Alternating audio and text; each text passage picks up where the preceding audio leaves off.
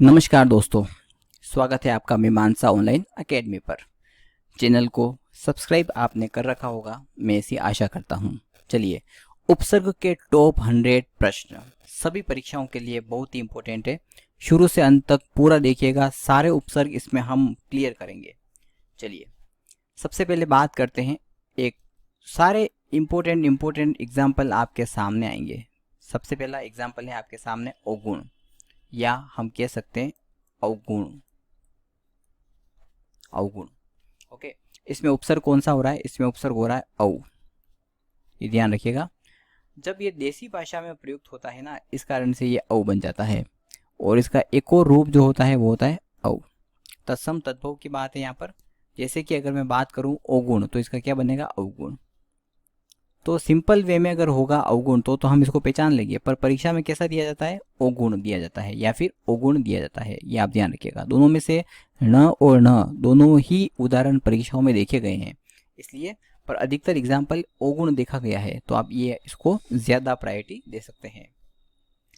जैसे और हम बात करें अगर अवगठ, अवगठ, तो यहाँ पर भी यही उपसर्ग होगा और उपसर्ग ही निकलेगा वहां पर। जैसे हम बात करें औचक, तो यहाँ पर भी औचक में भी उपसर्ग जो है वो औ ही निकलेगा। तो इस तरह से ये बहुत ही इंपॉर्टेंट है। जैसे मान लो परीक्षा में आ चुके हैं, बहुत बार ये वर्ड आ चुके हैं, अवसर। अब परीक्षार्थी क्या होते हैं? कंफ्यूज हो जाते हैं। तो ध्यान रखिएगा, इसका क्या होगा? औ होगा। और अगर मान लो ये औ वहाँ पे नहीं दिखे अगर हमें, तो वहाँ पे हमें दिखाई देगा औ। ये ध्यान रखिएगा, या तो ये दिखेगा आपको या फिर दिखेगा ये। तो दोनों ही कंडीशन में आप ये ध्यान रखिएगा। और इस औ का मतलब क्या होता है? हीन। औ का मतलब क्या होता है? हीन। या हम बात कर सकते हैं निषेध की, तो उसी तरह से औ का मतलब भी क्या होता है? हीन। या बात कर सकते हैं निषेध की। तो इस तरह से ये एक बहुत इंपॉर्टेंट उपसर्ग है। चलिए, बहुत सारे उपसर्गों की बात हम करते रहेंगे। जैसे कुछ सिंपल उपसर्ग भी मैं जैसे बीच बीच में बोलता रहूंगा बहुत सारे। जैसे कि बिन की बात करें, बिन, तो बिन यानी क्या होता है? बिन कहे, बिन सुने। जो सिंपल होंगे उनको मैं ओरली आपको बताता रहूंगा। जैसे क आ गया, क उपसर्ग है, तो कपूत, ये तो बहुत इजी उपसर्ग है। क हो गया, कु हो गया, क से ही क का ही एक और रूप है कु। कुफल हो गया, कुपुत्र हो गया, कुचाल हो गया, कुलक्षण हो गया। अब इम्पोर्टेंट, इम्पोर्टेंट है उन। उन यानी उन का मतलब होता है एक कम, एक कम। जैसे मैं बात करूं यहाँ पे 19, ये बहुत बार परीक्षाओं में आया हुआ है। 19 बहुत बार परीक्षाओं में आया हुआ है। 29 बहुत बार परीक्षाओं में आया हुआ है, यानी 30 से एक कम। 29 जिसको हम कहते हैं, 19 जिसको हम कहते हैं। तो 19, 59, 59, तो 60 से एक कम, तो ये 59 हो गया। तो इस तरह से उन जो है इसका मतलब होता है एक कम, और ये बहुत ही इंपॉर्टेंट एक उपसर्ग हमारे सामने है। फिर मैं बात करता हूँ अन उपसर्ग की। अन उपसर्ग भी बहुत बार परीक्षाओं में आया हुआ है। सिंपल है, जैसे अनखुला, अनपढ़, अनहोनी, तो ये भी बहुत बार परीक्षाओं में आया हुआ है। फिर मैं बात करता हूँ उपसर्ग की, स्व उपसर्ग की। स्व, स्व किस में आता है? अपना। ये तो हमें भी पता है, स्व अपना में आता है। स्वगत हो गया, स्वकीय हो गया, स्वार्थ हो गया। ये आप ध्यान रखिएगा, स्वार्थ एक इंपॉर्टेंट वर्ड। देखिए यहाँ पे ध्यान से देखिएगा इसको। एक ये स्वार्थ, और एक आप मान लो आपके सामने आ जाता है स्वागत।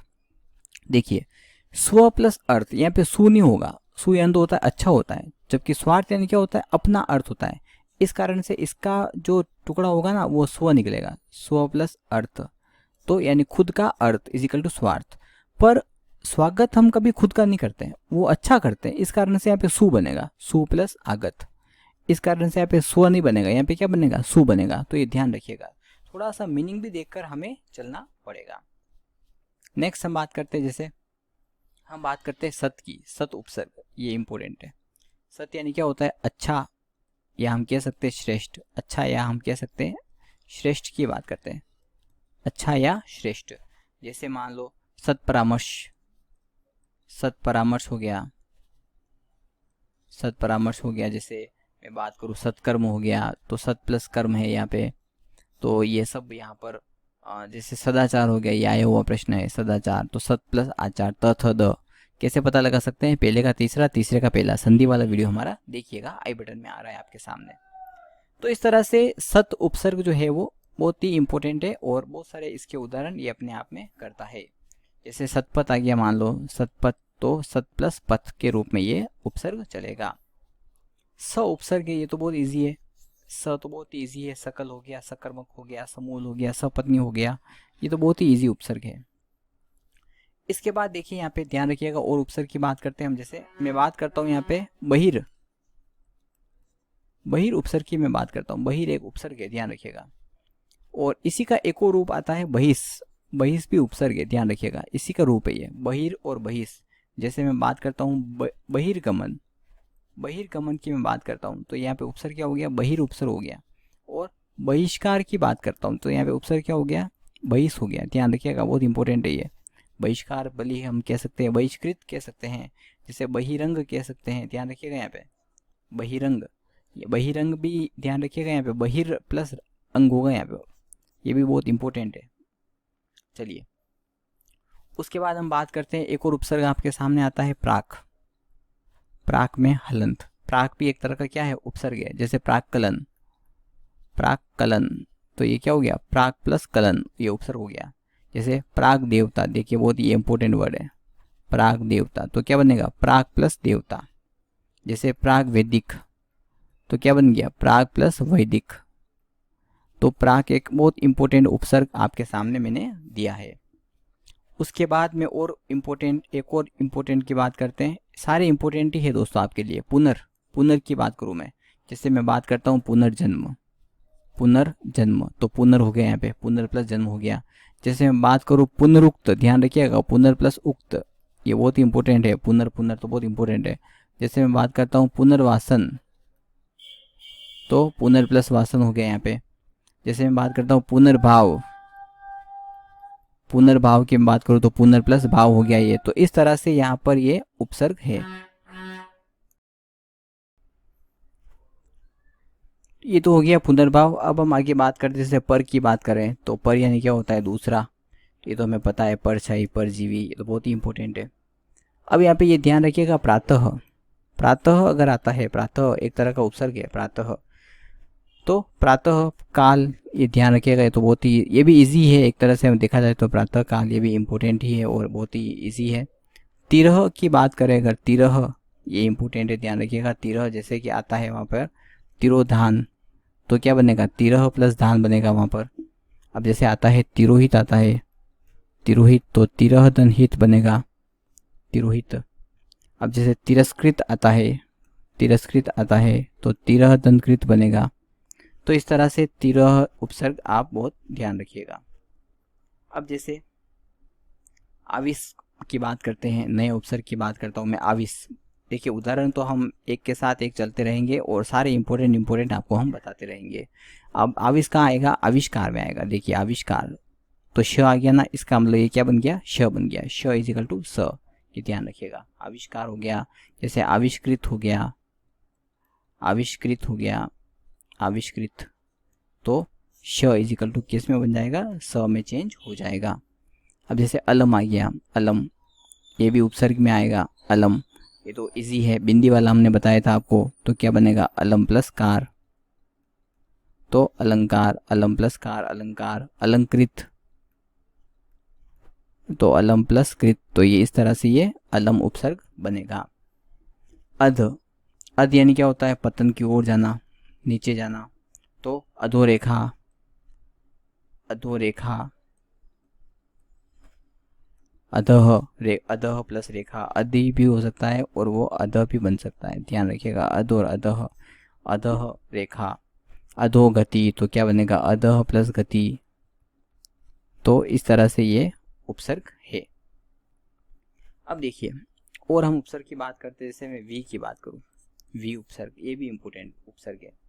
अब जैसे मान लो आता है आपके सामने व्यक्ति आ गया, व्यक्ति, तो क्या बनेगा, वी, वी उपसर्ग यहाँ पे निकलेगा, ये ध्यान रखिएगा। व्यक्ति में उपसर्ग कौन सा निकलेगा, वी निकलेगा, इंपॉर्टेंट है ये। इस तरह से हम ध्यान रख सकते हैं, ये यण संधि वाले नियम है।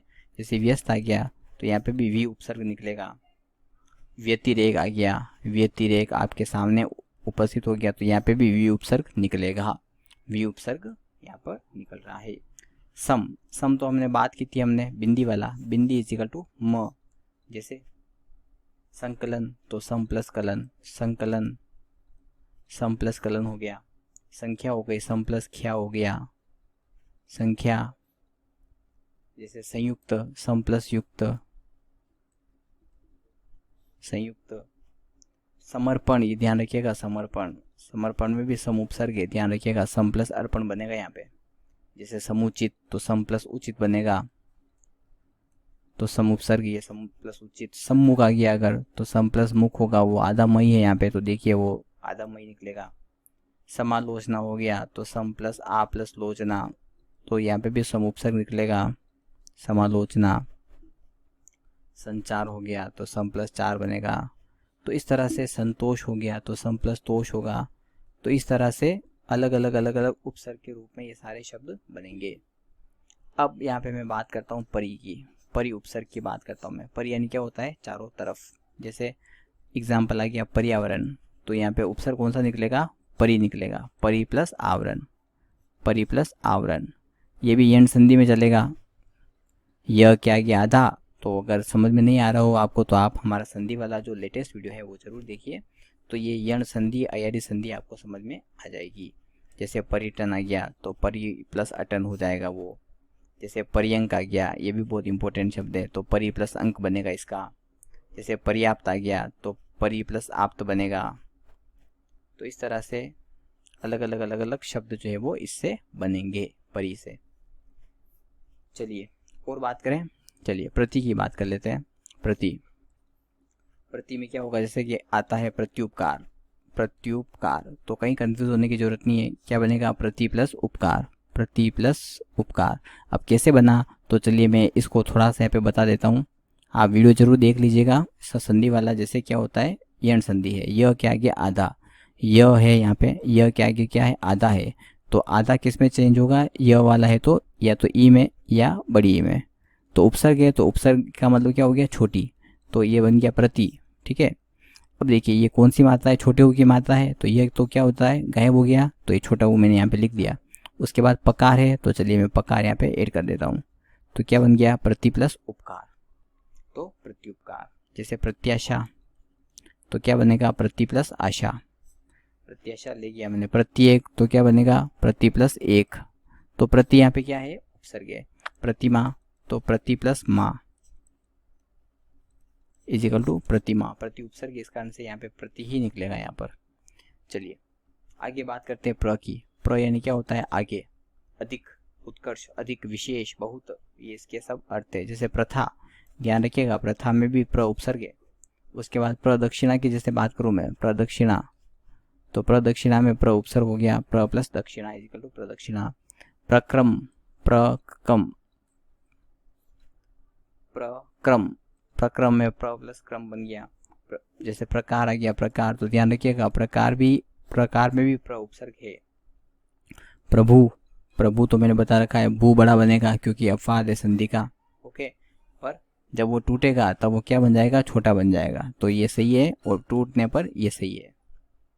जैसे प्रभा, तो प्र प्लस भा, तो प्रभा भी प्र उपसर्ग है यहाँ पर। जैसे प्रणिधि, प्रणिधि, प्रणिधि में भी प्र प्लस निधि, तो न का क्या बन जाएगा, न बन जाएगा, तो प्र प्लस निधि, ये भी इंपॉर्टेंट है। तो इस तरह से प्र उपसर्ग कार्य करता है। अब यहाँ पे बात करते हैं निस की, बात करते हैं निस उपसर्ग की बात करते हैं, हल्त वाला निस। जैसे निस्तार, तो निस प्लस तार। जैसे मैं बात करूँ निस्तार के बाद में बात करूँ निस्संग की बात करूँ, तो निस प्लस संग, निस प्लस संग। जैसे मैं बात करूँ निस्वार्थ की बात करूँ, तो निस प्लस स्वार्थ। तो इस तरह से निस शब्द जो है वो कार्य करता है। इसके बाद में बात करूँ जैसे निश की बात करूँ मैं, निश की बात, तो ध्यान रखिएगा कि निष्कंटक श जहाँ पे भी आ जाएगा ना वो स में चेंज हो जाएगा, ये थोड़ा सा ध्यान रखिएगा आप। तो जैसे कि निस प्लस कंटक बनेगा, ये क्या बनेगा, निस प्लस कंटक, निस प्लस कंटक, ये थोड़ा सा आप ध्यान रखिएगा। जैसे निष्क्रिय आता है, मान लो निष्क्रिय, निष्क्रिय आता है, तो क्या बनेगा, निस प्लस क्रिय, निस प्लस क्रिय। जैसे कि मान लो आता है निष्काम आता है, तो क्या बनेगा, निस प्लस काम,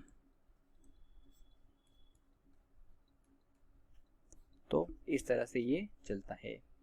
जैसे मान लो निष्करुण आता है, निष्कासन, जैसे निष्कासन की बात कर लेते हैं, निष्कासन की बात करते हैं तो क्या बनेगा, निस प्लस कासन, निस प्लस कासन। तो इस तरह से निस नी वाला भी ध्यान रखिएगा और श वाला ध्यान रखिएगा। तीनों ही श का जो उदाहरण है ना वो आप थोड़ा सा ध्यान रखिएगा। तीनों ही स ये स में ही चेंज होंगे। जैसे कि मान लो बात करता हूँ मैं निश की बात करता हूँ, निश की बात करता हूँ तो ये भी ध्यान रखिएगा, ये भी स में ही चेंज होगा। जैसे निश्चय,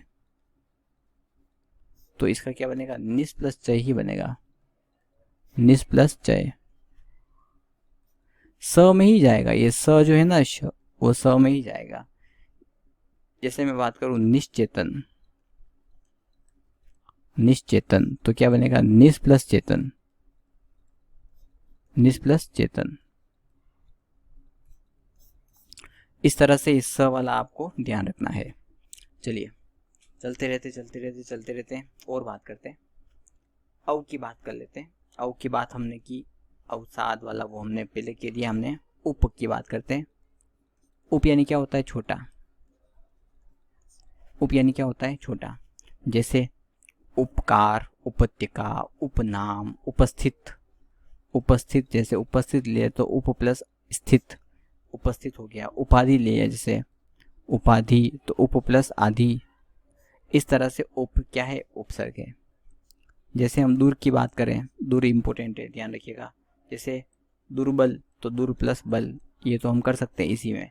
अगर मान लो दुरुत्साहित आ जावे, दुरुत्साहित, तो क्या बनेगा, दूर प्लस उत्साहित, तो यहाँ पे दूर प्लस उत्साहित बनेगा। जैसे मान लो मैं बात कर रहा हूँ दुराचरण, तो दूर प्लस आचरण, तो दूर यहाँ पे क्या हो गया, उपसर्ग हो गया। जैसे दुराग्रह की बात करें, दुराग्रह तो दूर प्लस आग्रह, तो इस तरह से दूर उपसर्ग यहाँ पे कार्य करेगा। चलिए अब फिर और बात करते हैं। जैसे हम बात करते हैं अनु की बात करते हैं, अनु, अनु उपसर्ग की बात करते हैं। अनु क्या करता है, पीछे की बात करता है। जैसे अनुशीलन, अनुशीलन हो गया, अनुशीलन। जैसे मैं बात करूं यहाँ पे अनुमान, तो अनु प्लस मान। जैसे मैं बात करूं अनुशासन, तो अनु प्लस शासन। तो अनु उपसर्ग किसकी बात कर रहा है, पीछे की बात कर रहा है। जैसे मैं बात करूं यहाँ पे अनुक्षण, अनुक्षण की बात करूं। जैसे मैं अन्वय की बात करूं तो अनु प्लस अय। जैसे मैं बात करूं अन्वेषण की बात करूं तो अनु प्लस एषण। तो इस तरह से अन्वेषण, सॉरी श से ये अन्वेषण। तो इस तरह से अनु की बात मैंने यहाँ पर की। फिर मैं बात करता हूँ, जैसे अधि की बात करता हूँ, ये भी इंपॉर्टेंट है। अधि की बात करूँ मैं, अधि में क्या बनेगा, जैसे अध्यादेश, तो अधि प्लस आदेश, अधि प्लस आदेश, अध्यादेश। अध्यापक की बात करूँ, अधि प्लस आ प्लस पक, अध्यापक, अध्यापक हो गया। जैसे अध्ययन, अध्ययन तो अधि प्लस अयन बन गया। जैसे अधिलाभ तो अधि प्लस लाभ बन गया। जैसे अधीश, ये भी बहुत बार आया हुआ शब्द है, तो अधि प्लस ईश बन गया। जैसे अधीन तो अधि प्लस इन बन गया। तो इस तरह से अधि उपसर्ग जो है वो कार्य करता है। तो दोस्तों मैं आशा करता हूँ कि ये पूरा वीडियो आपको समझ में आया होगा। इसमें हमने सब इम्पोर्टेंट उपसर्गों की बात हमने कर ली है। धन्यवाद। मीमांसा ऑनलाइन अकेडमी को सब्सक्राइब करना ना भूलें।